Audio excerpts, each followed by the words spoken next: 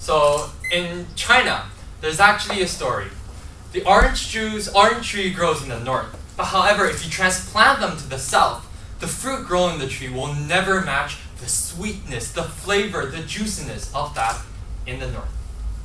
It's actually the same today for Marks & Spencer, your company. You've done very well in the European and the UK market. However, you just cannot simply replicate the whole thing, including the brand, the customer segmentation. You just cannot replicate the whole thing to a Chinese market.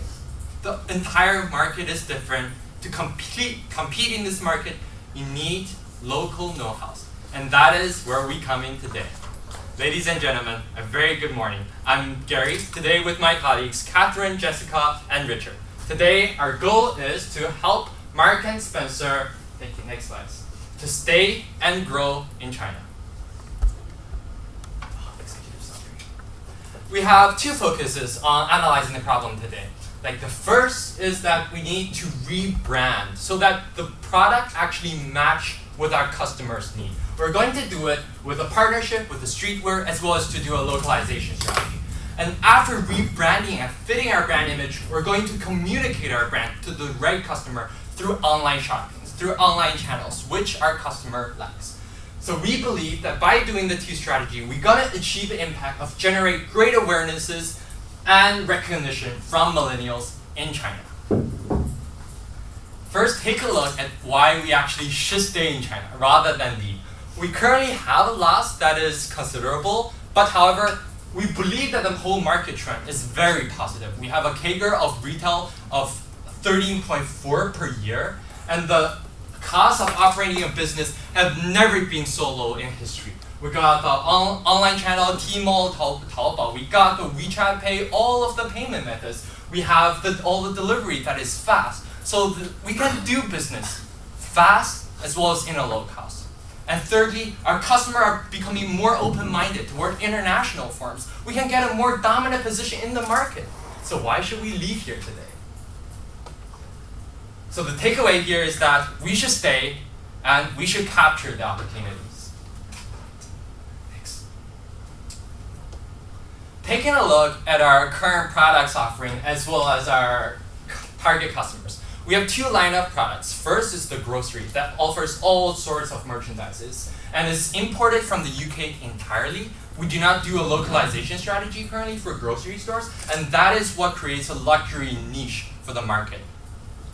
And for the quality and price axis, we've seen that we have a niche on the right top, whereas our main competitor like Walmart and Carrefour, they basically have a bigger customer base on the left-hand side.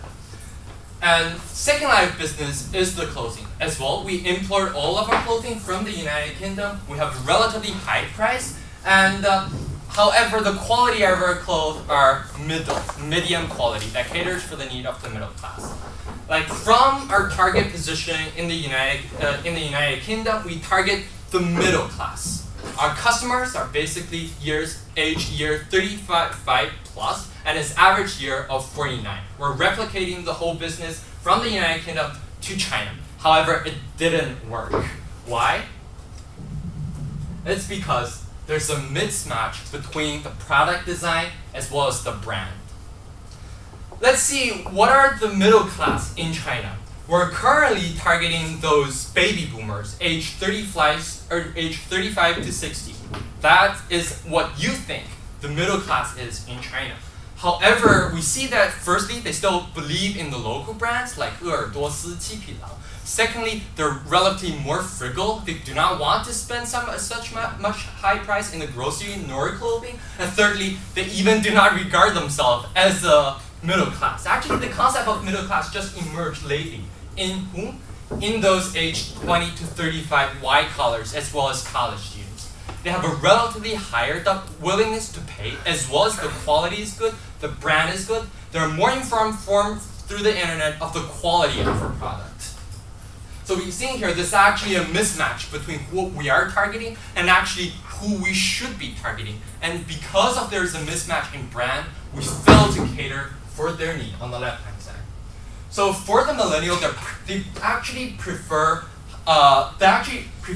like good quality of clothing with a relatively okay price. The WTP is relatively high. However, for our products, Though our price is very high, but our product offering is of medium quality that does not match with their demand. So there's a mismatch, and it hinders the establishment of the brand image. That is the key question we identified today, why the top line of M&S in China is relatively low. So how do we actually solve this mismatch? Among our two product lines, the grocery and the clothing, we identify 3 factors to judge. First, financial impact. Second, competition. Third, easiness, the impact on the brand awarenesses. We see here for the grocery, it is very, very hard to build a brand image of M&S based on the grocery part. Because in Chinese people's mind, grocery is just daily living, daily food. It cannot tell luxurious groceries from the groceries that are of less quality. So that is a no-no for the grocery. For the second, for the clothing, we've seen there's the supply chain issues, and also there's the product and design issue. For the supply chain, it also fails to actually cater to the need of our establishing the brand awarenesses. And so that is why we focus on the design and product today. We want to get the brand right with the clothing, and then when people know M&S in China, our grocery follows. Next, let's welcome Catherine to talk about our first strategy. So far, we've established that right now there's a mismatch between what Marks and Spencer in China is currently offering and also what the Chinese customers really want, or what our new customer segment want. So you might be wondering, why don't we just lower the price if right now the price point that we're offering at is not the one that the Chinese customers are willing to pay? First, we've definitely considered this. However, we believe that it will harm our profit margin. And second of all, this goes against what Marks and Spencer really want to be in the future. They want to stay in the premium segment. They want to stay in the higher end middle class segment. And so this leads us to our first key question: how do we rebrand its product, since that's what we've decided to focus on, so that Marks and Spencer is able to align itself better with the Chinese higher end middle class millennials?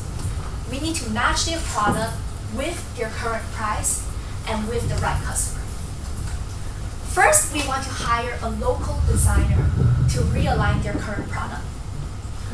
So we have 2 main criteria for our local designer. First, they need to be very experienced in the high-end fashion design. And second, they have to have a local style. They need to have the sufficient local knowledge in order to mix their local knowledge with our current UK elegant style that Marks and Spencer is offering. How do we convince the local designer that we're targeting to join the Marks and Spencer family? There's 2 ways. We're going to be smart about this. We're not going to ask the head of design from Burberry to join Marks and Spencer. That won't work. Instead, we're going to be targeting a designer. For example, since we're using Burberry, we're going to be targeting a designer that's part of their team. And so we're going to make them our head of design. So this means that they'll have more prestige with their new work status, and also they're going to have a higher salary with the higher position. And next, we're going to be providing them with their own design team that they'll be in charge of, so that they'll be able to innovate faster for our company. This strategy is really important because let's take a look at Marks and Spencer in Singapore during Chinese New Year. I'm not sure if you guys been to Singapore, but Marks and Spencer is doing really well in Singapore. They're very well known and very well established. During Chinese New Year, they will offer a new product line, and this product line will match with what customers want to buy during Chinese New Year. For example, they'll have the color red. They'll have this Chinese style, like the qipao style, integrated with their new product. And also, depending on the year, for example, if it's a horse year or a tiger year, they'll introduce Chinese zodiac sign design. And so what we want to emphasize here is that this strategy is important because it works. It made Marks and Spencer very well known throughout Singapore, and they're able to offer new products during holiday seasons where people have the shop to buy mindset. With the design team, so first phase, we're gonna hire the right designer and set up our design team. Second phase, once we have this design team, we'll be able to capture change in trends in terms of fashion style. We'll be able to capture holiday promotions, etc. And we'll really be able to create products that target the customers that we want to target. Third phase, this strategy will be able to improve continuously. We can evaluate the sales performance of the new products that they introduce, and with the sales performance, we can continue to improve and make necessary adjustment to the design, so it's better aligned. Next, we want to partner with a streetwear brand to create a buzz for Marks and Spencer in China. They need that awareness right now. And right now, millennials, streetwear is the current fashion trend. Every millennial know about Antisocial Social Club or Off-White. And so we want to partner with one of these streetwear brands so that we can offer a new limited edition in our store for a limited promotional period. This will create a buzz. And what we're gonna offer is that we're going to it's gonna be a revenue sharing and a cost sharing partnership. We're aiming for 50-50. However, we understand that we definitely want the streetwear brand more than they want us, and so we do have a bottom line of 80-20.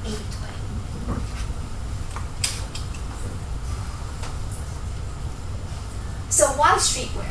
As we mentioned earlier, that's what millennials want right now, especially in Asia. And second of all, our goal for Marks and Spencer China is to realign themselves so that they are targeting a younger audience. Second of all, another key element of streetwear is that even though it's called streetwear, it's actually very high-end. And that's exactly where Marks and Spencer want to position itself in the future. So why would the streetwear brand partner with us? And this linked to what we talked about earlier in terms of the design team, and it's part of our key consideration. Our design team is going to move Marks and Spencer in China towards a younger audience. Once we're able to capture at least some of this younger audience, then we can start partnering with streetwear brands because we'll be providing them an additional sales channel. And since we have European knowledge, we can maybe help them with retail in Europe. And lastly, our goal here in terms of revenue sharing and cost sharing is really about promoting that buzz for our company. It's not really about getting that profit margin. And so we'll be offering them a very attractive profit margin by partnering with us. Moving on to Jessica with our second strategy. So in the first strategy, we went over how to revamp the product in order to position it, Marks and Spencer more effectively towards millennial segment, which has a higher willingness to pay and is willing to pay more for luxury products. And so we came up with the value proposition, high fashion from the runway and the street, which my colleague covered. And so now in the next section, for our second recommendation, we want to figure out how to effectively communicate this new value proposition to the consumer. So the key question here is, how do you communicate our new value proposition across online channels to better reach the target consumer? And we believe we can do this by first figuring out where our customers are. So we know from China in the next section. So we need to target them exactly where they are. And so there are a few key knowledges and facts that we know from China and Chinese consumers. So firstly, there are many Chinese companies in the top 10 most valuable companies in the world. We have Tencent, Baidu, and we know that Chinese customers are spending 2+ hours a day browsing on their mobile phones. 80% of Chinese consumers have purchased on mobile phones in the past year alone. And until 2000, PCs were banned. So we know that it's incredibly important to be effective on mobile channels. And so the 3 ways we want to target them is through social media, mobile e-commerce, and sponsorship on the TV shows we commonly watch on the phone, online, on the web. So in our first strategy, we want to partner with Chinese key opinion leaders on key social media platforms. So the first social media platform is Weibo. It's a very well-established platform, and we have a case study to present to you today. So firstly, Zhang Daiyi, she's a very prominent Chinese fashion female KOL, and just through one live stream on Weibo and one Weibo post, she was able to achieve in 3 days the same amount of profits as she would have achieved in 1 year for her own personal fashion brand. And then on a newer social media channel, Xiaohongshu, we also want to do the same thing, to target both the established social media channels as well as the newer ones. So we have a few key considerations for which KOL we want to partner with. For example, they need to communicate our brand of luxury from both the runway and the street, and so our top choice is Chris Wu, because he's very well known for being on the runway for Burberry, for Ermanello Zegna, and so he's our top choice. We do have certain alternatives. In our second section, we also want to increase our effectiveness on mobile e-commerce platforms. So they're currently on Taobao and JD, but we want to put them on VIPshop.com. And so they have an app, so you want to be there, of course, as well. And the reason for this is because they're the third largest platform within China, and they're also very well known for offering luxury fashion products, which well aligns with the brand. Additionally, we want to help them solve the sizing problem, because we understand there are certain key challenges on mobile e-commerce. So we want to have videos of the models, and so they can better picture themselves wearing the clothing, as well as the sizing quiz. And then our last strategy is sponsoring key up-and-coming shows that our customers are watching. And so of the three, the most crucial one, the one that we want to prioritize the most, is being the first mover for first-generation Chinese idols on these new idol shows like Idol Producer, Produce 101, which are extremely viral within China right now. And the reason for that is because it's a very proven model that's imported from Korea, so we know that these people will become the KOLs in the future, and we can attain them at a lower cost today. So to recap, we want to communicate our value proposition of high fashion from the runway and the street to better target our Chinese middle-class millennial target markets through social media, mobile e-commerce, and sponsorship. And I pass it on to my colleague, Richard, to talk about implementation. Thank you, Jessica. So before we go into the implementation, let's take a step back and look at our strategy. Our key question today is how can we help M&S to capture the opportunity to stay and grow in China? And through our first strategy of rebranding the M&S brand in China, we'll be able to establish a better position. And then through our second strategy of communicating it through the online channel, we'll be able to achieve the awareness and the interest, to target the awareness and the interest of the customer group that we are trying to target, the millennial group. And then after that, we'll be able to generate their interest and therefore facilitate the purchasing behavior and also the retention behavior. Going on, please. So a couple of risk and mitigation that we identified. First is that the brand might not be able to adjust to the Chinese trend in a very short time. And if this thing happens, we plan to mitigate it by suggesting you to hire and marketing research agencies to conduct a better positioning and market research about the market, and a potential partner that you can partner up with is remarketing. Also, for there might be a possibility that the product from the partners are not fitting the specific standard. We suggest you to first define the specific standard in your contract with the partners, and also if certain things happen, you can also conduct quality assurance check, for example, like Uniqlo's Takumi model. Finally, if the supply chain does not meet the demand from the customer, we suggest you to source from other places, for example, like Singapore, and also try to stock up. And we can answer more questions about this specific mitigation strategy during the Q&A session. So just two, because of interest of time, I just want to mention two key milestones for our projects. So in the first year, we suggest you to finish the process of rebranding, to establish a very clear partnership, and also try to hire the local design team as well. After that, we suggest you to spend 1.5 years to hire a 5-person team for the social media marketing, and try to spend a lot of your time on engaging with the online markets, especially the millennials in our case, which is our target customer. So because of interest time, we don't have time to go into financial. We're happy to answer that during the Q&A session. So in conclusion, we are trying to help Marks & Spencer to stay and grow in China. And we are trying to use the rebranding and communicating the rebrand to let the customer to be aware and get recognized the brand, and therefore better accumulate the brand equity of Marks & Spencer in China, and therefore let Marks & Spencer to stay and grow in the market.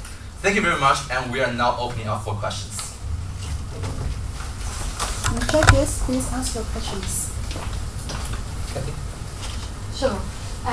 Thank you very much. I think where I want to start is that was a very powerful opening. Thank you. You know, you made a statement that was fundamental to your strategy. Is that you cannot simply replicate the home country business model in China. Yes. I'd just like to understand your thought process as to why you write that out. Because if you look at other businesses, like in the very top-end luxury market, some have done very well. You know, you look at that breed and those lot, and they have not adjusted or localized or formed any JV or partnership with any local partner. So why is it the case that it works for them, but not necessarily here for M&S? And secondly, I'd also like to understand why you also write out the grocery strategy for M&S, because you know, fashion is quite commoditized. So you know, you're focusing into M&S expanding or localizing their fashion segment versus the food retailing where they had a niche in that area. Yeah, thank you for the question. For the first question, we believe that we're not by the business model. It doesn't refer to the whole business model. It refers to the wrong customer segmentation. The middle class, they're targeting the middle class, and that is very correct for China. However, the age group of middle class in China as well as in UK and Europe is entirely different. So that is what I basically refer to the kind of business model. And for why we're not doing a joint venture, we're not doing a joint venture just like LV itself. That is because as long as we possess the local know-hows with hiring people from like we marketing or like local advertisement teams, that is enough. And for your second question, why we're not doing the grocery is exactly because of the mentality of Chinese consumers. Nowadays, the current consumers still do not regard something edible like the grocery as a luxury back in mainland China. They still believe that for a brand to be known, they have to be worn. And that is why we focus on the clothing to establish our fame and the brand in the first place. Do you think so? Like, what do you think about Starbucks? And why do you think Chinese people like to have a couple of Starbucks just walking around the street? I mean, it's coffee at the end of the day. Thank you for your question. So to answer, it has to do with the tradition of where Chinese go to shop for their food. So if we just walk out in Hong Kong, look around, as well as within Shanghai, many Chinese cities, there's many local kind of neighborhood places where they shop for food. But in the case of Starbucks, coffee wasn't widely known and widely drank within China until Starbucks came. So they came as a brand, not as a food item that they consumed daily. And so there wasn't that tradition of just walking out and going to your street market, your neighborhood, elderly lady, and purchasing from them. And so that's why we separate the two. Before I ask questions about your strategy, let's go back to the fundamentals first. On your analysis of this case, can you identify the three main issues that MS is facing at the moment? And secondly, what is M&S's competitive advantage? Thank you. We believe that the core issue is that they have a mismatch. The target consumer is not the right consumer that they should be targeting. And because of this comes the quality issue. Because of it comes that their quality does not meet the demand of the millennials, their customers. That is the core issue. So to add on to the question, during our analysis, we also identified another key issue is supply chain, which we covered a little bit earlier. And most of it is really centered on the grocery, but we believe that the root cause of, one of the biggest, probably the biggest problem is just brand awareness. And so the supply chain problem with the grocery store is something we decided not to tackle for now because we believe that that's the second step in the long term. We first want to tackle the brand awareness issue and start with clothing before we move on to some of the lesser issues. Just identify the issues first before going into the strategy. Okay. So there is a target segmentation. There is second one is brand awareness. Is it? So Okay, target first. segmentation, brand awareness, and then supply chain. Okay. Your competitive advantage. What is Marks and Spencer's competitive advantage? You know, why has it existed for so many years? I don't know. Marks and Spencer is very strong in providing like clothing, essentially. So they're very good at like producing clothing for the middle class, and so that's why they've been very successful in Europe and the West. And so Okay. they've So success is clothing. what is the biggest profit generator in the business model currently? Thank you for the question. It is exactly grocery, but however, we focus on the clothing because like grocery's financial impact is huge. We do acknowledge that, but here in China, though the revenue stream basically come from the grocery, but to establish a brand awareness, we have to focus on what people can see, and that is the Okay. clothing. Can I add on to that? So, I'll just go back to Marks and Spencer in Singapore. I'm from Singapore, and people in Singapore, when we think of Marks and Spencer, we actually don't think of the food, we think of their clothes. That's the kind of image that they have. So, people walk into Marks and Spencer with the goal of buying their clothes, and then food is just something that they complement. Like they will walk in and see, oh, they're selling pretty good food as well, and then they'll purchase some food as well. However, what's actually generating that brand loyalty and brand awareness is their clothing. And we believe it is much easier for us to target on the apparel than the food. So what you're proposing now is that our target audience is correct, changing the target audience. Our competitive advantage, we don't use our competitive advantage. And then our main profit generator, which is groceries, we neglect that and we just focus on the less profitable product lines. Thank you for your question. Thank you for your statement. Basically, we do acknowledge that they have a huge profit margin from the brick and mortar store, especially the grocery section. But because they're currently mainly focusing on brick and mortar stores, so it's hard to actually transfer the grocery from the brick and mortar store to online because there's a lot of issues running with like supply chain operation of the online platforms. However, we do see more opportunities because China is booming on the internet, and we do want Marks and Spencer to capture the booming of the online e-commerce platform. Therefore, that's why we think that clothing would be a better niche for them to tackle when they go into the online market. Thanks. I think we've covered this a lot. So if you look at the strategy you're saying localize effectively because use a local designer, use local know-how. How do you suggest Marks and Spencer differentiate itself from the crowd that's there? Because why then go into Marks and Spencer rather than a local store or Uniqlo which has localized anything? So what is your strategy which makes Marks and Spencer stand out? So for our localized strategy, in the first strategy actually, by hiring a local fashion designer, we want to find the right balance between something that's attractively foreign, something that carries that brand name, and something that still appeals to the senses for the locals. Because many times, like Chinese consumers, they say that they want something foreign, but we still want to strike the right balance between something that they're familiar with and something that has that appeal. So that's a So for statement. someone, That's a statement. How? yes. So when what we're looking for, I would like to buy a yacht, but which is very cheap. It doesn't work, right? So what is your strategy? How do you plan to do that? And what differentiates Marks and Spencer from other foreign players who enter the local market? So when we first take a look at the situational analysis, Marks and Spencer is positioned a little bit more luxury than the rest of the fast fashion players. And so we want to keep them in this segment because we see a gap in the market. So they can target the middle class, but those who want to make aspirational purchases, who see that that's a trend within not just the first tier city, but the lower tier cities, second and third. They're willing to make aspirational purchases if they communicate that brand, that luxury. And that's why that's a priority for us, to build up that brand recognition. So if we want to focus on a specific strategy when hiring the local designer, we want someone with a local expertise but still international design flair. So a specific company we decided we wanted to target is a local designer within Burberry, for example, because they have that UK flair. And so we believe that that aligns well with what Marks and Spencer wants to accomplish in China, achieve the luxury with British flair, UK flair, but still enough to tailor to local taste, tailor to local sizings and preferences. While we are also trying to target the middle class, so the key competitors we identify are actually Gap, Uniqlo, Zara, and H&M.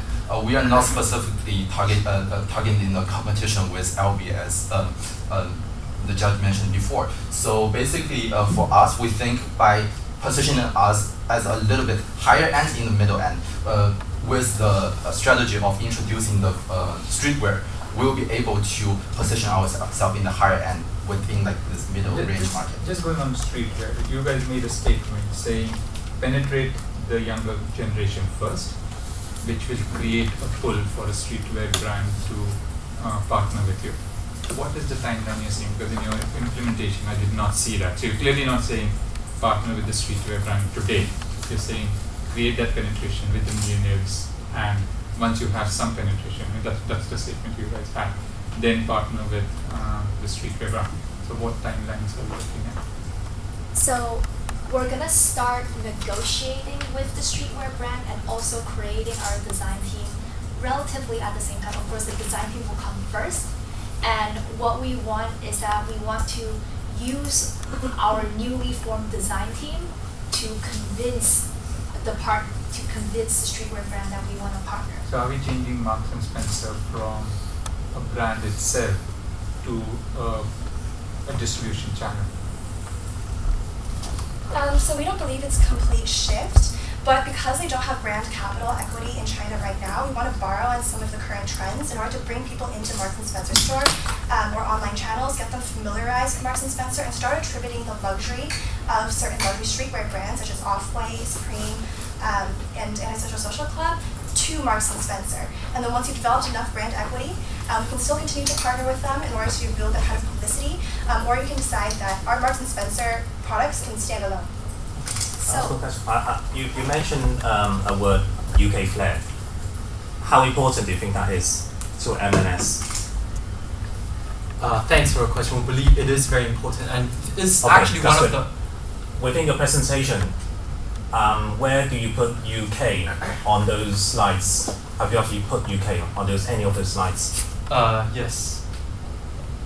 In the situation analysis, the first. Situation, but in your strategy, any mention about UK flair, UK we uniqueness? actually- in terms of the design team, we want to find a designer that has, Jessica mentioned earlier, that has, yes, the Chinese local expertise, Okay. but Is there as anything well on your the slides? ability to be able to integrate their knowledge with the UK elegant style that Okay. Marks and Spencer Also, I was saying, is there anything on your slides regarding mentioning UK style, UK flair, UKness?